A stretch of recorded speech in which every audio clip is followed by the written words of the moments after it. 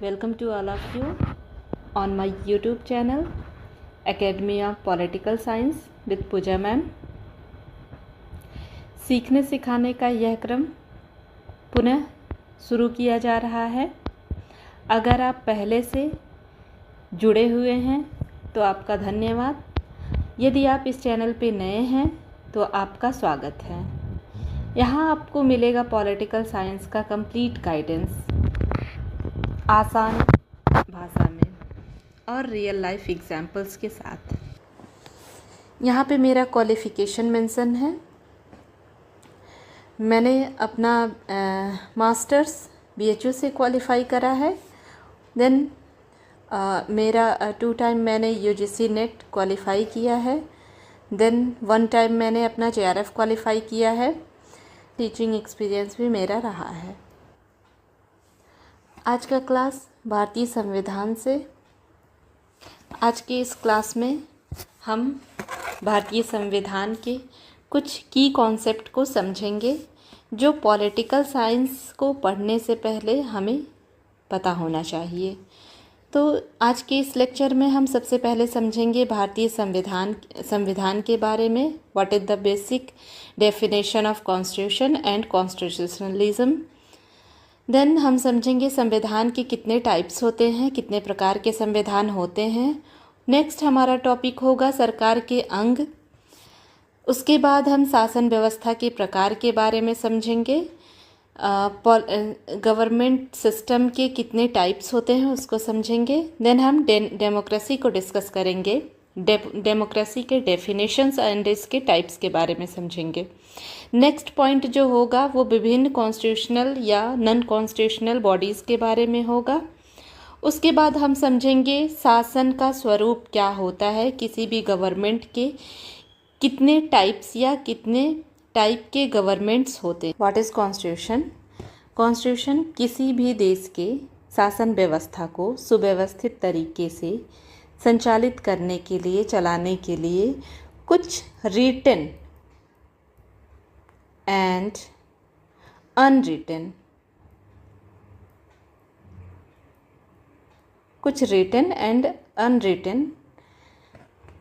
नियम होते हैं, रूल्स होते हैं एंड रेगुलेशंस होते हैं और लॉज होते हैं। तो किसी भी देश की शासन व्यवस्था को सुव्यवस्थित तरीके से चलाने के लिए कुछ लिखित और अलिखित रूल्स रेगुलेशन नियम होते हैं। इन्हीं रूल्स रेगुलेशन और नियमों के संकलन को हम संविधान कहते हैं। ठीक है। इसको और इजी शब्द में इस तरह से समझा जा सकता है कि कोई भी स्टेट है, वो स्टेट अगर एक बॉडी के रूप में है तो उसकी जो आत्मा है वो कॉन्स्टिट्यूशन है। ठीक है। इसी को दूसरे तरीके से समझे तो हम देखेंगे कि कोई भी कॉलेज है, इंस्टीट्यूशन है, तो उस कॉलेज या इंस्टीट्यूशन या ऑर्गेनाइजेशन को चलाने के लिए कुछ रूल्स होते हैं। ठीक है। कुछ रूल्स होते हैं, कुछ रेगुलेशंस होते हैं, कुछ टाइम टेबल्स होते हैं। स्टूडेंट के लिए कुछ रूल होते हैं, कुछ रूल्स होते हैं जो कि टीचर के लिए होते हैं। तो ये उस पर्टिकुलर तरीके से उस इंस्टीट्यूशन को रेगुलेट करने का एक नियमावली होता है। उसी तरह से एक पूरे स्टेट को, एक पूरे देश को चलाने के लिए कुछ रूल्स रेगुलेशन से बनी एक कॉन्स्टिट्यूशन होती है। ठीक है। ये रिटन वे में भी हो सकती है और अनरिटन तरीके से भी हो सकती है। ओके। नेक्स्ट जो संविधान होता है इसके 2 पक्ष होते हैं। ठीक है। 2 पक्ष होते हैं। एक होता है सैद्धांतिक। सैद्धांतिक पक्ष में किन किन पॉइंट पे ध्यान दिया जाता है। सैद्धांतिक पक्ष में राज्य यानी कि स्टेट के स्ट्रक्चर के बारे में समझा जाता है। फिर उस स्टेट में जो गवर्नमेंट है उसके स्ट्रक्चर को स्टडी किया जाता है। फिर उस गवर्नमेंट के कितने ऑर्गन्स हैं। ठीक है। और उन ऑर्गन्स के बीच में क्या इंटर रिलेशन है इसका स्टडी किया जाता है। उसके साथ ही उस पर्टिकुलर गवर्नमेंट के जो भी शासन व्यवस्था वहाँ पे है, जो भी पॉलिटिकल सिस्टम या फिर जो भी वहाँ पे सिस्टम है, उस सिस्टम का क्या स्ट्रक्चर है, ठीक है।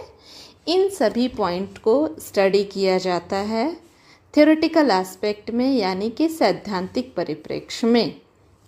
दूसरा जो पॉइंट है वो व्यवहारिक परिप्रेक्ष्य है, जिसे कि प्रैक्टिकली जो देखा जाता है। तो प्रैक्टिकल एस्पेक्ट जो है उसमें हम सिटीजन टू, ठीक है, सिटीजन टू स्टेट की बात करते हैं।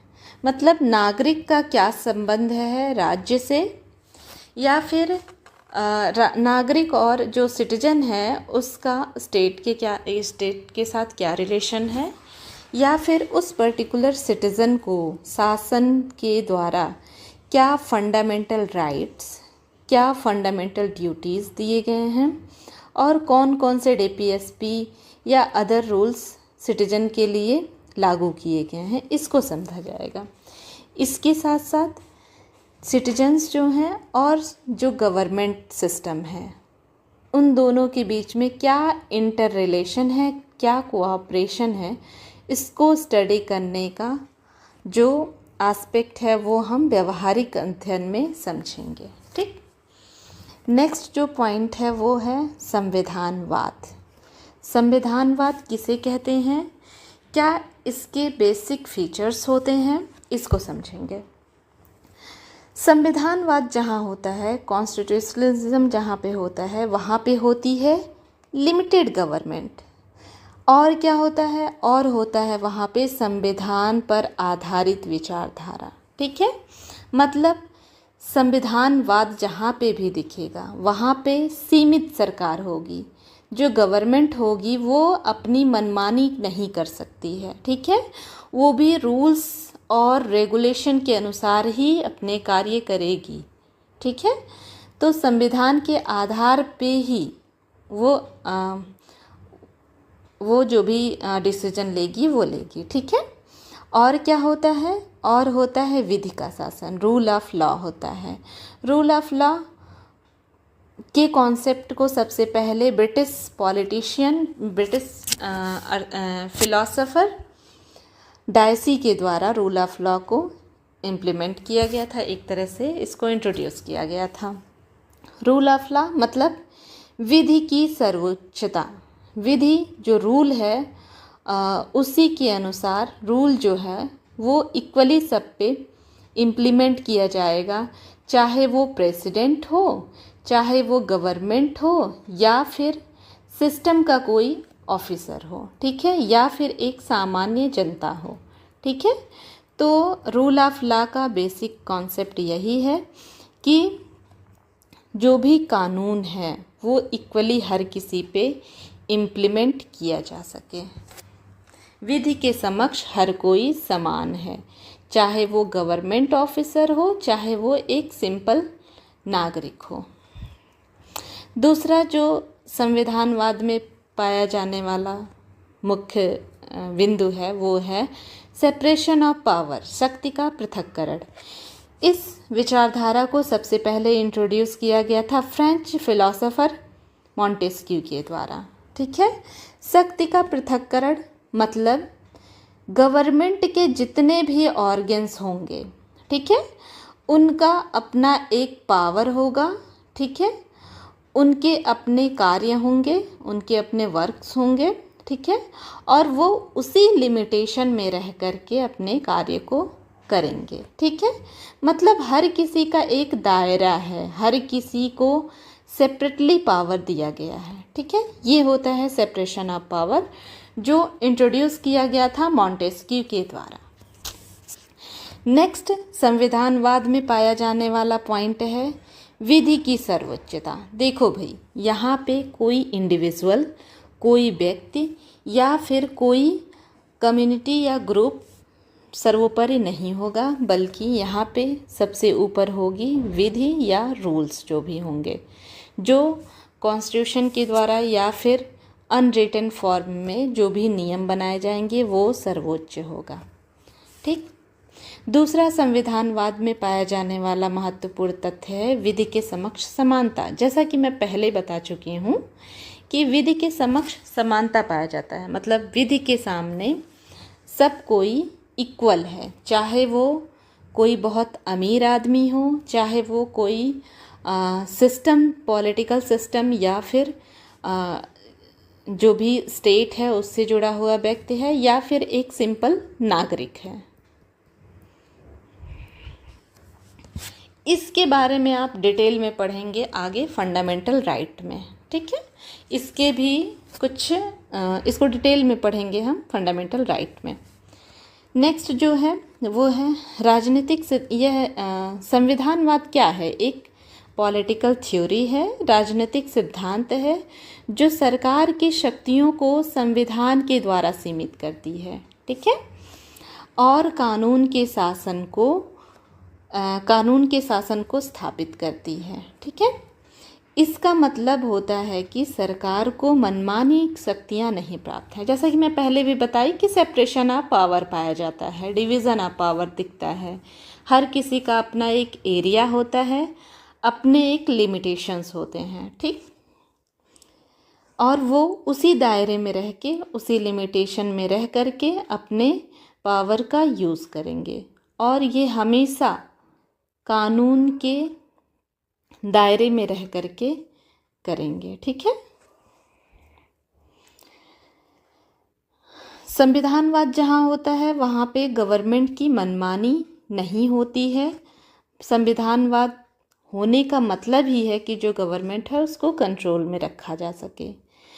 नागरिकों के जो अधिकार होते हैं और उनकी जो लिबर्टी होती है, जो स्वतंत्रता होती है, वो पूरी तरह से प्रोटेक्ट की जाती है, ठीक है। जहाँ भी संविधानवाद पाया जाएगा वहाँ पे नागरिक के, व्यक्ति के कुछ अधिकार होंगे, ठीक है, और कुछ उनके स्वतंत्रताएं होंगी, ठीक है।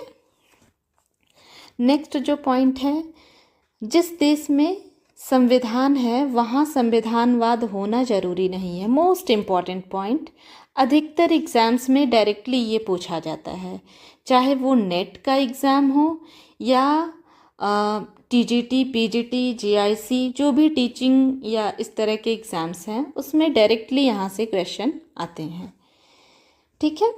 तो संविधान जहाँ पे होता है वहाँ पे ज़रूरी नहीं है कि संविधानवाद पाया जाए।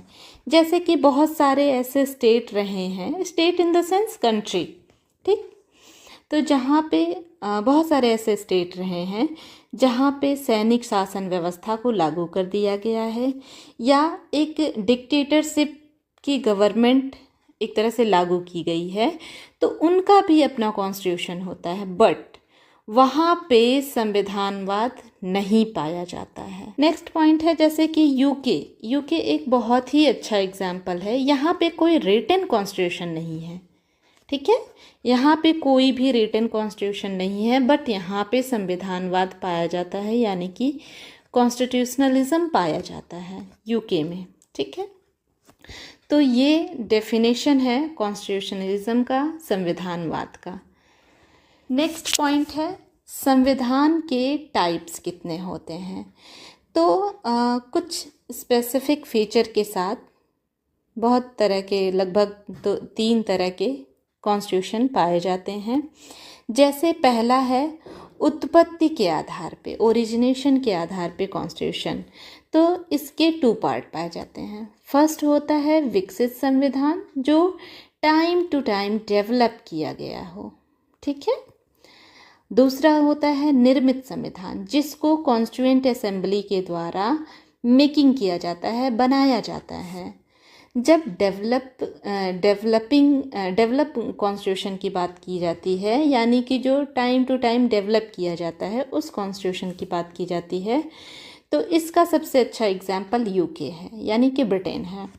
जबकि निर्मित कॉन्स्टिट्यूशन की बात जब की जाती है तो यूएसए और इंडिया 2 इम्पॉर्टेंट स्टेट हैं जहाँ पे निर्मित कॉन्स्टिट्यूशन पाई जाती है, जहाँ पे प्रॉपर कॉन्स्टिट्यूएंट असेंबली में कॉन्स्टिट्यूशन को बनाया गया है, ठीक है। ये दोनों एग्जाम्पल। परिवर्तनशीलता के आधार पे संविधान, इसको भी 2 टाइप में कैटेगराइज किया जाता है। पहला जो होता है रिजिड फॉर्मेट होता है, यानी कि कठोर संविधान। दूसरा होता है जो कि सिंपल कॉन्स्टिट्यूशन होता है, सरल संविधान होता है या नम्य संविधान होता है।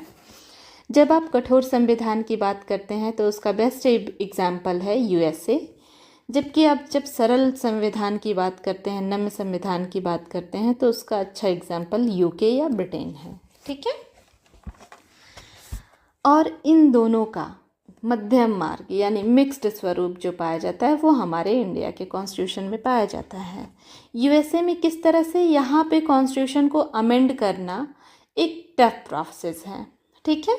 जबकि यूके में कॉन्स्टिट्यूशन को अमेंड करना, संशोधित करना बहुत ही आसान प्रोसेस है। सिंपल मेजॉरिटी से यहाँ पे कॉन्स्टिट्यूशन को अमेंड किया जा सकता है। ठीक है। जबकि इंडिया में बोथ पाया जाता है। यहाँ पे कुछ ऐसे कुछ ऐसे पॉइंट्स हैं जहाँ पे स्पेशल मेजॉरिटी प्लस आधे से अधिक राज्यों के समर्थन के बाद ही अमेंडमेंट किया जाता है, जबकि कुछ ऐसे पॉइंट्स हैं जिसको अमेंड करना सिंपल मेजॉरिटी के द्वारा भी अमेंड किया जा सकता है। तो इंडिया दोनों का एग्जाम्पल है।